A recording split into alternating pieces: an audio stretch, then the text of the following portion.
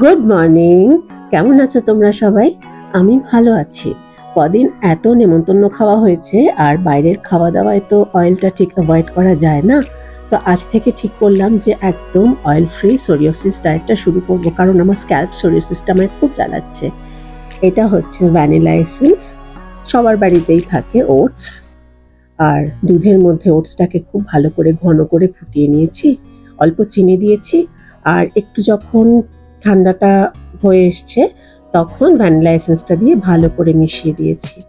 ব্যাস, এটা যখনই খাবো। আচ্ছা, তার মধ্যে ব্লিঙ্কিটে অর্ডার করলাম কিছু ফ্রুটস, যেগুলো যেগুলো সোরিয়াসিসের জন্য ভালো, স্পেশালি সেগুলো তো করলামই। ওটস যখন খাবো তখন কিছু কিছু ফ্রুটস ওর মধ্যে মিশিয়ে খাবো। যতটা পারবো অয়েলটা অ্যাভয়েড করব। সকালবেলা চাটা শেষ করেই আমি মাথাটা তেলে ভালো করে ভিজিয়ে নিয়েছি। ডাক্তার তো বলছে 15 ডেজ ওষুধ খেতে হবে, কিন্তু আমি ওষুধটা মনে প্রাণে অ্যাভয়েড করতে চাই। আমার এত লিভারের প্রবলেম হয়ে গেছিল এই ওষুধগুলো টানা খেয়ে, আমি কিছুতেই ডিসিশন নিতে পারছি না। কিন্তু ডাক্তার বলেছে, দেখা যাক। মাথাটা এখন তেলে ভিজিয়ে রেখেছি। ওটসটা ঠান্ডা হয়ে গেছে, আমি একটা কাঁচের বাটিতে ঢেলে রাখলাম।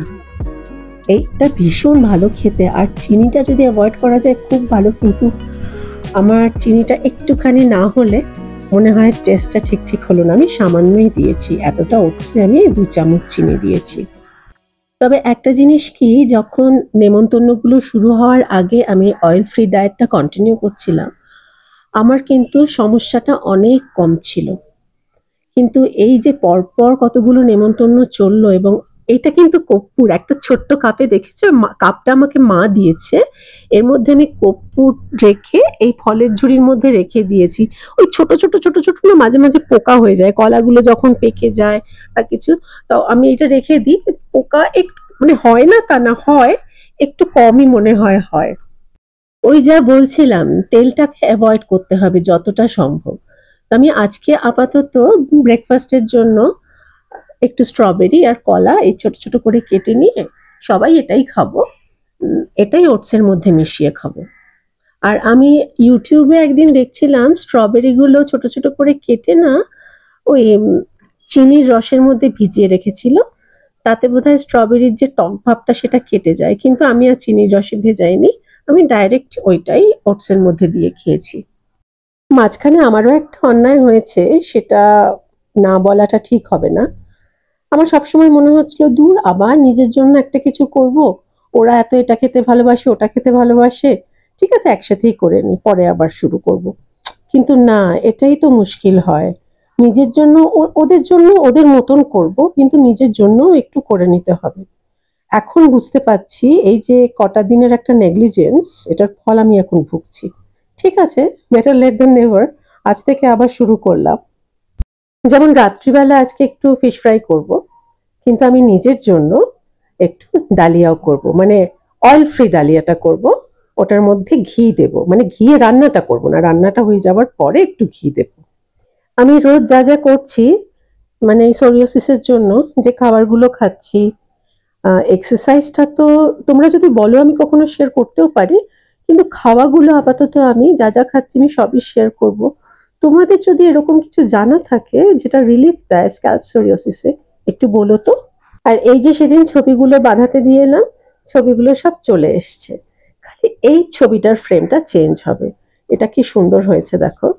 এগুলো সব লাগাতে হবে, জাস্ট এসছে এরকম ভাবেই সমস্ত পড়ে আছে। এখন ওই দেয়ালে জায়গা করতে হবে, তারপর এনারা সব যথাস্থানে বসবেন। আর আজকে ছাদে কি হাওয়া যে দিচ্ছে, হু হু করে হাওয়া দিচ্ছে। ওই দেখো কোকিলটা। এই দুপুরবেলা খাওয়া দাওয়া করে বিকেলের দিকে একটু হসপিটালে গেছিলাম, আমার এক আত্মীয় আছে ওনাকে দেখতে। তারপর সোজা ঢুকে গেছি রান্নাঘরে, ওখানে ফিশ ফ্রাইটা রেডি করব, একটু চা খাবো রাতের। আমার না এরকম অভ্যেস আছে, দুপুরবেলার ডালটা একটু আবার খেয়ে দেখলাম, ডালটা খুব ভালো হয়েছিল। তো ফিশ ফ্রাইটা করব, একটু চা খাবো, খেয়ে ডিনারটা রেডি করে আমি আমার ছেলে দীপাঞ্জন একটু জাস্ট বেরোবো, একটু ঘোরা আর কি, খোলা হাওয়াতে। ডিমটার মধ্যে না একটু চিলি ভিনেগার দিয়েছি।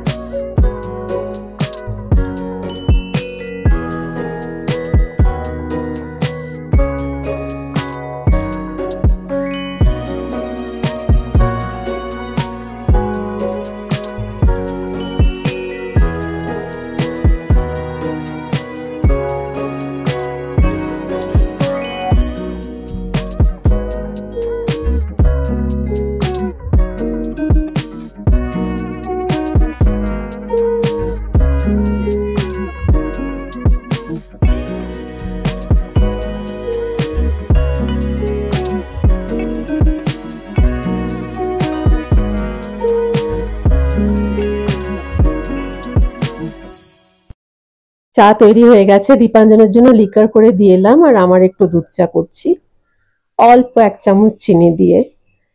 সবাই আমাকে বারণ করে যে দুধ চা খেও না, খেও না।